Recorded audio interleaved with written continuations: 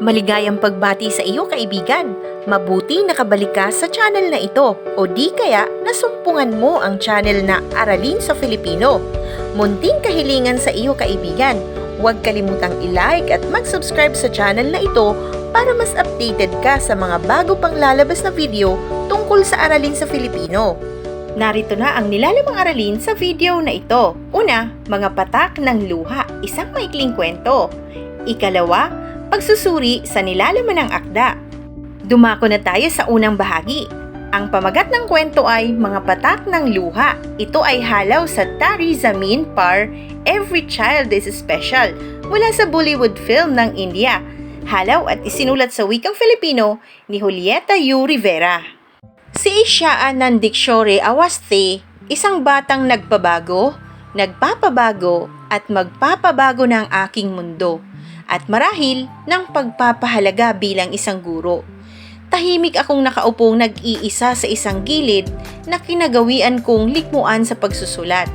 Sa gilid ng isang mesang may katamtaman ng laki, sapat lamang na mailapag ko ang aking mga kakailanganang gamit sa panunood.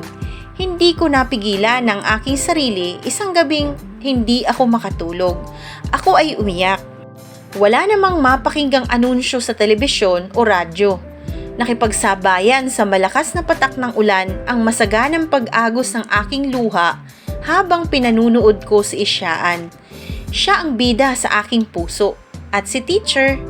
Napukaw agad ang aking interes sa pinanunood kong pelikula, dala marahil ng pagiging guro ko. Nakarelate ako habang ninanamnam ko ang bawat eksena. Sa unay, mas tamang sabihing dahil ako'y isang guro. Tama, isa akong guro. At isa rin akong magulang. Isang batang may sakit na dyslexia si Isyaan. Hindi ito maintindihan ng kanyang mga magulang at ng kanyang mga guro. Palagi siyang nakatatanggap ng parusa. Sinasabihan ng masasakit, tamad, bobo, tanga, walang alam, idiot. Wala siyang tanging masusulingan kundi ang pamilya niya sana. Subalit siya'y inilayo, itinira sa isang dormitoryo na paaralan. Kahit na matindi ang pagtutol ni Isyaan, wala siyang magawa. Siya'y mahina pa, hindi pa kaya ng kanyang bagwis. Wala pa siyang sapat na lakas upang tumutol sa kagustuhan ng kanyang ama. Maging ang kanyang ina ay walang magawa. Kapag sinabi ng kanyang ama, nagiging sunod-sunuran rin siya. May angking talino si Isyaan, bagamat hindi siya nanguna sa klase. Dahil sa kinaugaliang hindi pakikinig o wala ang pansin sa pag-aaral, sadyang mabagal ang kanyang pag-unlad sa pagbabasa at pagsusulat. Mas madalas na nagkakabaliktad ang B at D. Mga salitang pareho ang bigkas, ngunit iba-iba ang baybay. Ang kanyang mga bilang ay nagkakabaliktad din at palaging wala sa ayos ang pagsusulat. Salamat sa pagdating ng bagong guro, si Ram Shankar Nikum, Sir. Nakaunawa, nagpahalaga, nagmahal, nagbahagi, hanggang si Isyaan ay natuto. Sadyang napakahusay ni Isyaan sa pagguhit. Siyang itinanghal na pinakamahusay na artist sa buong paaralan ng New Era High School. Ito ang nagpabago sa kanyang kapalaran. Nagpabago ng pagtingin ng kanyang mga magulang. Nagpabago ng sistema ng iba pang guro at marahil nagpabago ng aking pagpapahalaga bilang isang guro. Iba-iba ang mga batang ating tinuturuan. Lahat sila ay may iba't ibang katangian at kakayanan. Iba ang isa sa isa. Bawat isa ay may pagkakabukod tangi. Ang katangian ng isa ay hindi katangian ng isa. Ang kaya ng iba ay hindi kaya ng isa. Hanapin lang natin kung ano ang mayroon sa kanila. Iyon ang ating pagyamanin. At higit sa lahat, maramdaman din nila na sila ay minamahal at inaalagaan upang makakampay para sa pag-abot ng kanilang mga pangarap. Buhat sa pagkakatalungko ko sa aking likmuan, habang marahil ay namumugto na ang aking dalawang mata, hinanap ko ang aking sarili sa gurong aking pinanood. Kinapa ko ang aking puso. Pinakiramdaman ko ang aking sarili. Larawan din ba ako ng gurong ito? Nakikita ko ba ang aking sarili sa kanya? Nahirapan akong sumagot. Nahihiya ako sa aking sarili, pinayapa ko ang aking kalooban. Sinabi ko sa aking sarili na iyon ay isa lamang panoorin. Ngunit, isang bahagi ng aking utak ang sumisigaw. Panoorin nga, ngunit nangyayari sa tunay na karanasan ng tao. Hinayaan kong umagos ang luha ko at nang sumunod na mga sandali, sinagot ko rin ang aking tanong. Ang guro ba ay aking kalarawan sa silid-aralan? Sa labas ng silid? Ang sagot, oo, sa ilang anggulo, pero hindi sa maraming aspeto. Dahil tayo ay may kanya-kanyang pagbubukod tangi. Bawat bata ay may estilo ng pagkatuto. May kanya-kanyang katangian at kakayahan. Isang bagay lang ang nasisiguro ko. Number 1 si Isyaan sa puso ko. Una sa lahat ang mga estudyante ko.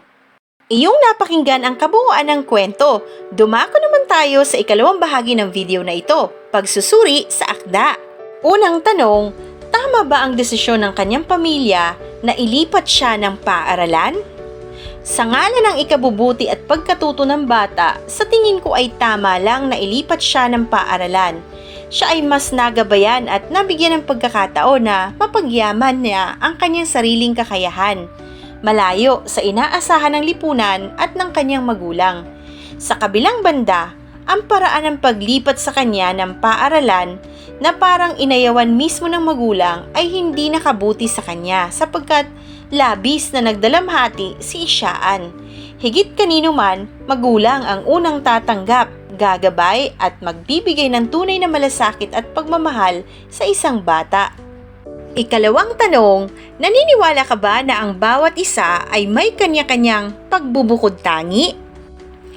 Naniniwala ako sa pagkakaiba-iba ng bawat isa, sa kakayahan, talino at kapasidad na matuto ng bawat bata. Hindi dapat maging batayan ang isang individual sa dapat na ikikilos at uugaliin ng isa. Tanggapin natin na ang ganda, talino, kakayahan, kahinaan ay may magandang dahilan kung bakit ibinigay ng Panginoon sa bawat isa sa atin. Mahalagang maunawaan na ang pagtanggap sa anumang mayroon ka ay magsisimula sa iyong sarili at pamilya. Payabungin ang anumang ibinigay sa iyo at hayaan mo ang ibang tao na magkomento. Magpatuloy sa paglikha ng mga bagay na ikasisiya mo at ikauunlad ng iyong sariling kakayahan. Maging mabuting tao ka pa rin sa kabila nito. Para sa ating panghuling tanong sa pagsusuri ng akdang ito, sapat bang sabihin ng kanyang magulang na hindi nila sinasadya ang mga pangyayari? Walang magulang ang perpekto, katulad din sa walang anak na perpekto. Ang isang pagkakamali ay mainam na magkamit ng kapatawaran, lalo pat nagsisisi naman ang mga ito. Hindi sa lahat ng pagkakataon kasi ay naaarok pa ng mga magulang ang ikaliligaya ng mga anak. Bagkus, nangingibabaw ang kanilang takot sa kinabukasan ng mga ito. Kaya naman, nakagagawa sila ng mga hakbang na hindi gaanong napag-isipan. Sa pangyayaring yaon, nakabuti naman kapwa sa anak at magulang ang kanilang naging desisyon. Magpasalamat na lamang sa naging guro na nagtiyagang makita, makilala, malinang at makumbinsi ang mga magulang at batang may kapansanan na tanggapin ang sarili at paunlarin ang di pangkaraniwang kakayahan na maaaring ang ibang matatalinong bata at normal ay wala nito, kagaya ng batang si Isyaan. Isa na namang aralin ang natapos natin. Maraming salamat muli sa iyong panunood sa channel na ito. Munting kahilingan, kaibigan, huwag kalimutang i-like at mag-subscribe sa channel na ito para mas updated ka sa mga bago pang video na lalabas tungkol sa aralin mo sa Filipino.